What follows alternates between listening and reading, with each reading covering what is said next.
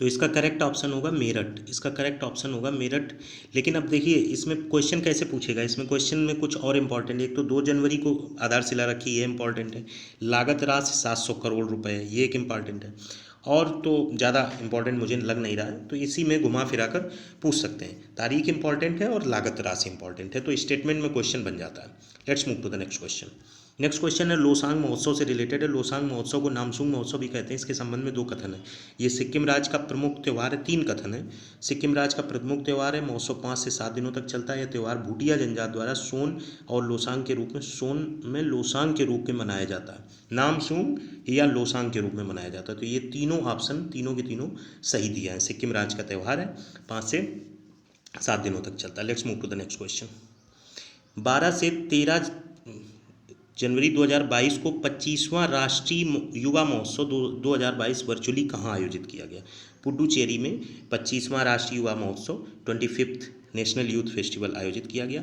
इसमें भी स्टेटमेंट बन सकता है, इसकी थीम दे सकते हैं और इसका स्थान दे सकते हैं। इसकी थीम थी सक्षम युवा, सक्षम युवा सशक्त युवा, सक्षम युवा सशक्त युवा। Let's move to the next question. बहुत इंपॉर्टेंट है ये सारे क्वेश्चन, मैं पहले भी बोल चुका हूँ। 4 क्वेश्चन इससे एज इट इज मिलेंगे आपको।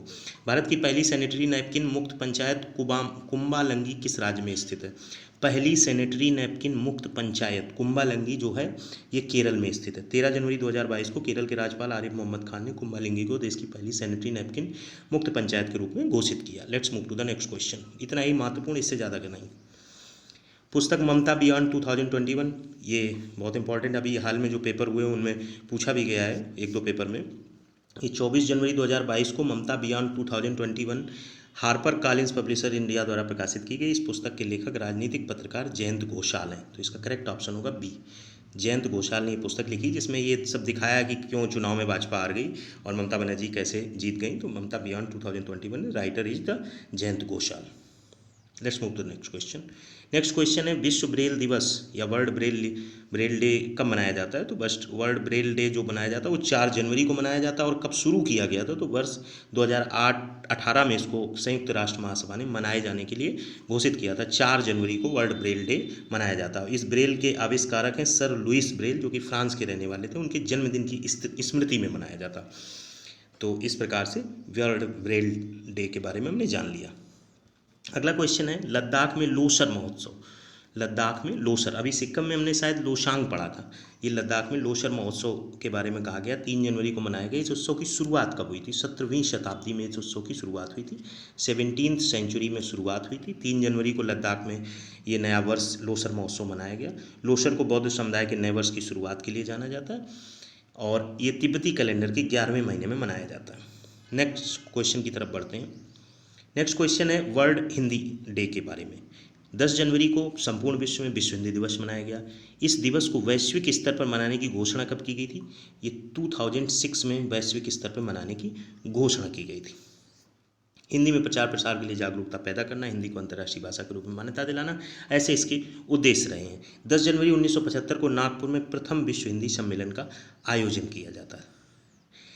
14 सितंबर को मनाए जाने वाले राष्ट्रीय हिंदी दिवस का एक भाग है। राष्ट्रीय हिंदी दिवस भारत में मनाया जाता है 14 सितंबर को। विश्व के स्तर पर बात करें तो 10 जनवरी को विश्व हिंदी दिवस मनाया जाता है। तो 14 सितंबर को राष्ट्रीय हिंदी दिवस भी याद रखिए और विश्व हिंदी दिवस 10 जनवरी को मनाया जाता है। और इसमें थीम हमने नहीं दी है, आप देख लीजिएगा, इसकी थीम के बारे में ज़रूर देख लीजिएगा कि 2022 की थीम क्या रही है। अगले क्वेश्चन की तरफ बढ़ते हैं। अगला क्वेश्चन है राष्ट्रीय सुशासन दिवस कब मनाया जाता है? राष्ट्रीय सुशासन दिवस 25 दिसंबर को मनाया जाता है। ये अटल बिहारी वाजपेयी की जन्म दिवस के अवसर पर मनाया जाता है। 2014 में केंद्र सरकार ने इस दिवस को मनाने की घोषणा की थी। और जो समाधि स्थल है उसका नाम सदैव अटल है। जो अटल जी का समाधि स्थल है इसका नाम सदैव अटल है। आगे बढ़ते हैं। गोवा मुक्ति दिवस कब मनाया जाता है? 19 दिसंबर को। अभी 2021 को 60वां गोवा मुक्ति दिवस मनाया गया। पुर्तगाली शासन से मुक्त कराने वाले भारतीय सशस्त्र बलों की स्मृति में मनाया जाता है। 19 दिसंबर 1961 को भारतीय सेना ने ऑपरेशन विजय के तहत गोवा को पुर्तगाली शासन से मुक्त कराया था और मई 1987 में गोवा भारत का एक राज्य बना था। ठीक है। महामारी की तैयारी का अंतर्राष्ट्रीय दिवस कब मनाया जाता है? ये मनाया जाता है 27 दिसंबर को। महामारी के अंतर्राष्ट्रीय दिवस, international day of epidemic preparedness, ये 27 दिसंबर को मनाया गया। तो ये इम्पॉर्टेंट है क्योंकि महामारी से रिलेटेड है और कोरोना चर्चा में रहा है। तो 27 दिसंबर को महामारी की तैयारी का अंतर्राष्ट्रीय दिवस या international day of epidemic preparedness मनाया जाता है। अगला क्वेश्चन है 25 जनवरी 2022 को देश भर में 12वां राष्ट्रीय मतदाता दिवस मनाया गया। वर्ष 2022 में इस दिवस का मुख्य विषय यानी थीम क्या था? इसकी थीम थी making elections inclusive, accessible and participative. चुनाव को समावेशी, सुगम और सहभागी बनाना।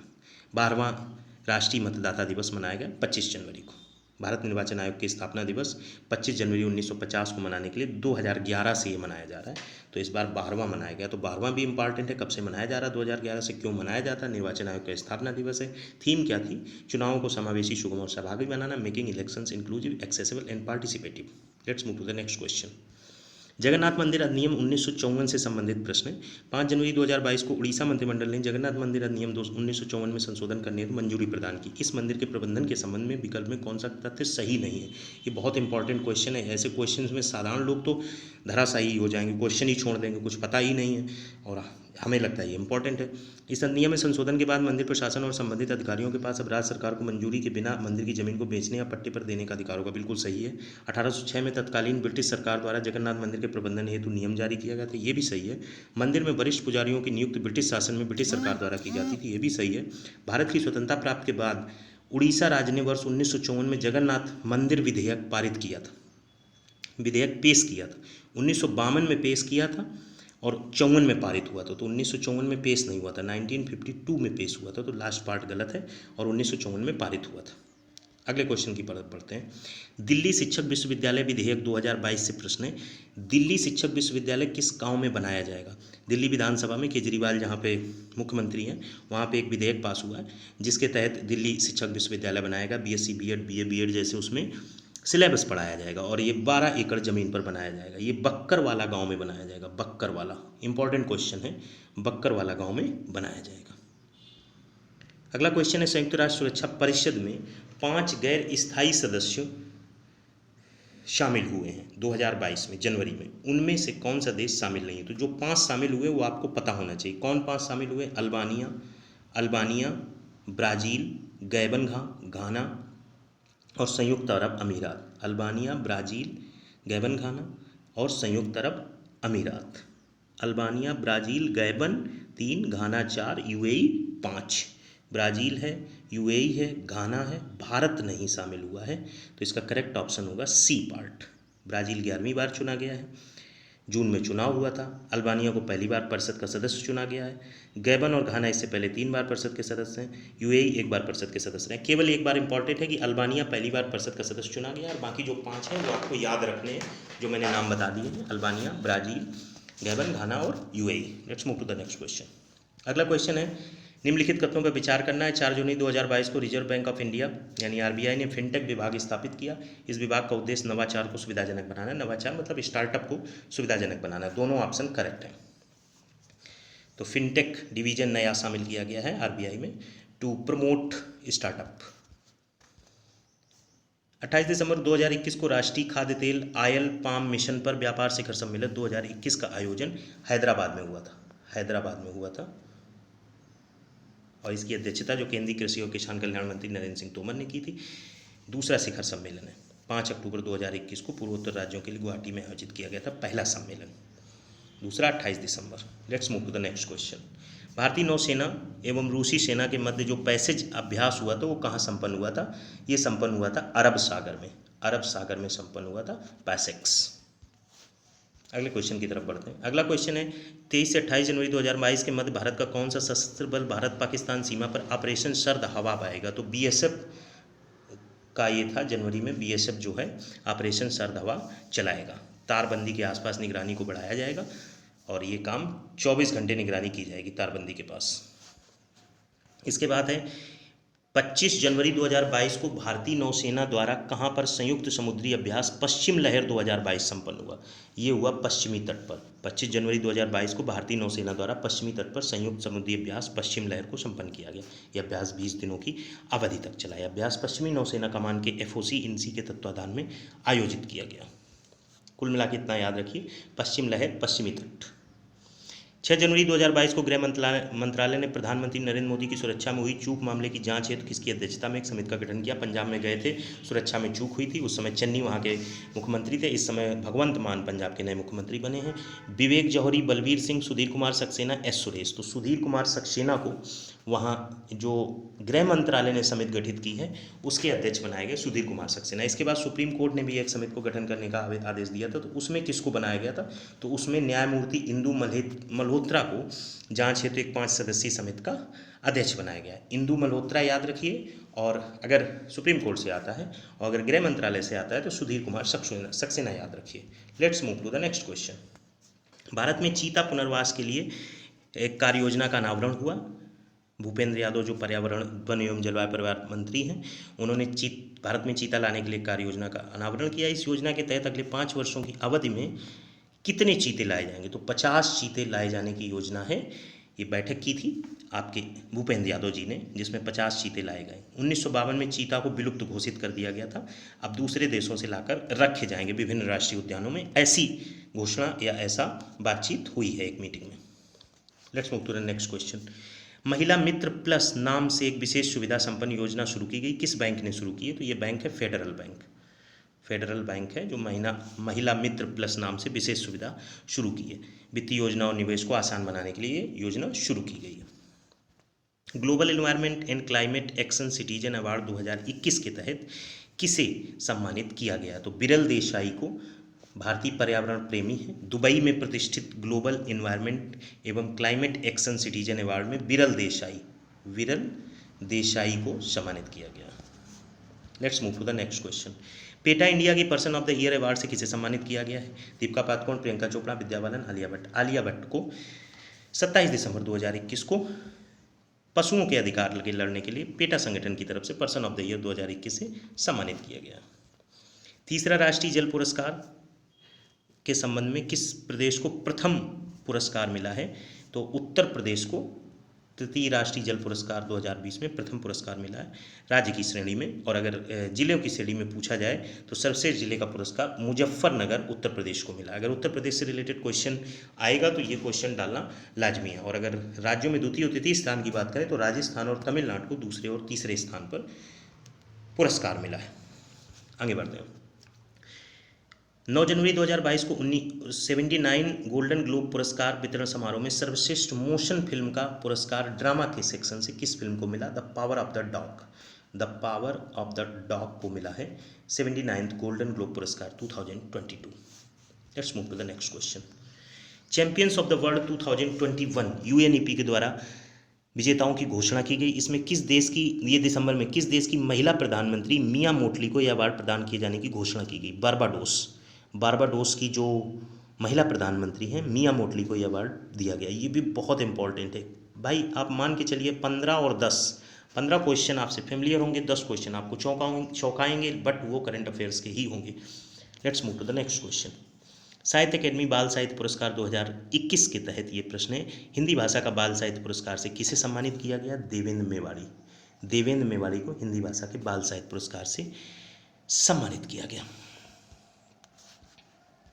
अगला क्वेश्चन है, सामाजिक न्याय के लिए मदर टेरेसा मेमोरियल अवार्ड 2021 में कौन शामिल नहीं है, अनिल प्रकाश जोशी, तुलसी गौड़ा, विद्युत Mohan, doctor MS Swaminathan. MS Swaminathan कहाँ अभी आ गए, इनको तो नहीं यहाँ पे आना चाहिए। अनिल प्रकाश जोशी, तुलसी गौड़ा, विद्युत मोहन, ये 3 हैं और 2 लोग और हैं। तो ये दिसंबर में सामाजिक न्याय के लिए mother Teresa memorial awards for social justice दिया गया है। और इसमें कौन कौन लोग हैं, डॉक्टर अनिल प्रकाश जोशी हैं, तुलसी गौड़ा हैं, जमुना टुडू हैं, विद्युत मोहन हैं और सुभाजीत मुखर्जी हैं। तो डॉक्टर S स्वामीनाथन नहीं हुए तो करेक्ट ऑप्शन डी होगा। ये 5 नाम आपको याद रखने हैं। Let's move to the next question. Subhash Chandra Bose आपदा प्रबंधन पुरस्कार 2022 के लिए किसे चुना गया है, ऑप्शन से कुमार मुनीश्वर Dutt, doctor Rajendra Kumar Bhandari, doctor Ramesh Chand, doctor Vinod Sharma को चुना गया, प्रोफेसर विनोद शर्मा। 23 जनवरी 2022 को केंद्र सरकार ने नेताजी सुभाष चंद्र बोस की 125वीं जयंती के अवसर पर यह पुरस्कार की घोषणा की। 2 श्रेणियों में दिया जाता है, व्यक्तिगत और संस्थागत श्रेणी में पुरस्कार गुजरात आपदा प्रबंधन संस्थान को दिया गया, जबकि व्यक्तिगत श्रेणी में ये प्रोफेसर विनोद शर्मा को दिया गया, जो कि लोक प्रशासन संस्थान के वरिष्ठ प्रोफेसर हैं और सिक्किम राज्य आपदा प्रबंधन प्राधिकरण के उपाध्यक्ष भी हैं। प्रोफेसर विनोद शर्मा, और गुजरात आपदा प्रबंधन संस्थान 2 श्रेणियों में पुरस्कार मिला सुभाष चंद्र बोस आपदा प्रबंधन पुरस्कार 125वीं जयंती के अवसर पर 23 जनवरी को। अगला क्वेश्चन है पद्म पुरस्कार 2022 से संबंधित है। 4 व्यक्तियों को पद्म भूषण दिया गया, यस। जनरल बिपिन रावत को मरणोपरांत दिया गया, यस। पंजाब की प्रसिद्ध लोकप्रिय गायिका गुरमीत बाबा को मरणोपरांत पद्म भूषण दिया गया, सही है। एथलीट देवेंद्र झाझड़िया पद्म भूषण सम्मान के लिए चुने जाने वाले देश के पहले पैरालंपिक खिलाड़ी बने। ये चारों सेक्शन सही है। बाकी मैंने पिछले वीडियो में पद्म पुरस्कार से रिलेटेड काफ़ी कुछ नॉलेज आपको ऑलरेडी दे दी थी। Let's move to the next question. Assam वैभव सम्मान 2021 सब पढ़ रखा होगा आपने, रतन टाटा को दिया गया है। असम वैभव सम्मान 2021 से सम्मानित किया गया। उड़ीसा का पहला बाल विवाह मुक्त जिला बना है गंजम। कहीं गंजाम लिखा है, कहीं गंजम लिखा है। 3 जनवरी 2022 को उड़ीसा के गंजम जिले को बाल विवाह मुक्त जिला घोषित किया गया। ये पहला जिला बना है।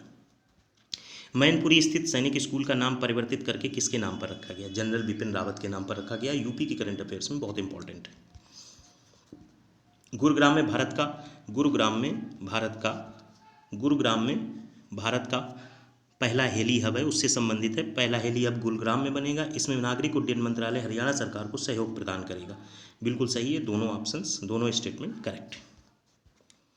कर्नाटक राज्य का पहला LNG टर्मिनल 2022 जनवरी में कर्नाटक सरकार द्वारा किस स्थान पर LNG टर्मिनल स्थापित करने के लिए सिंगापुर स्थित LNG रिलायंस कंपनी के साथ समझौता हस्ताक्षर किया गया? तो ऑप्शन है मंगलुरु। किस स्थान पर किया गया? मंगलुरु। रेलवे बोर्ड के नए अध्यक्ष और CEO बने हैं विनय कुमार त्रिपाठी रेलवे बोर्ड के नए अध्यक्ष और CEO बने। दक्षिणी ध्रुव पर अकेले यात्रा करने वाली पहली भारतवंशी और असलियत महिला हरप्रीत चंडी। 9 जनवरी 2022 को कौन बहुपक्षीय वित्त पोषण संस्था एशियन इंफ्रास्ट्रक्चर इन्वेस्टमेंट बैंक के उपाध्यक्ष नियुक्त किए गए? उर्जित पटेल को नियुक्त किया गया है AIIB के उपाध्यक्ष के रूप में। वर्तमान में वह national institute of public finance and policy का अध्यक्ष है, मतलब वो ज्वाइन कर चुके हैं, चूँकि पुरानी हो गई है, और इन्होंने DJ पांडियन का स्थान लिया है।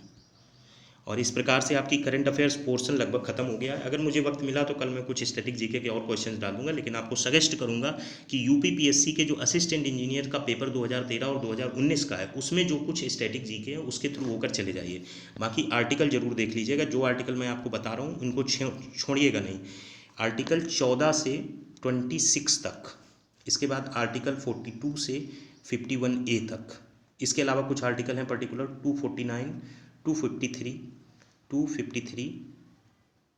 लिख नहीं रहा है, 253, 249, 253 और इसके बाद 333, 352, 356, 73, 75, 53 और 161, 169।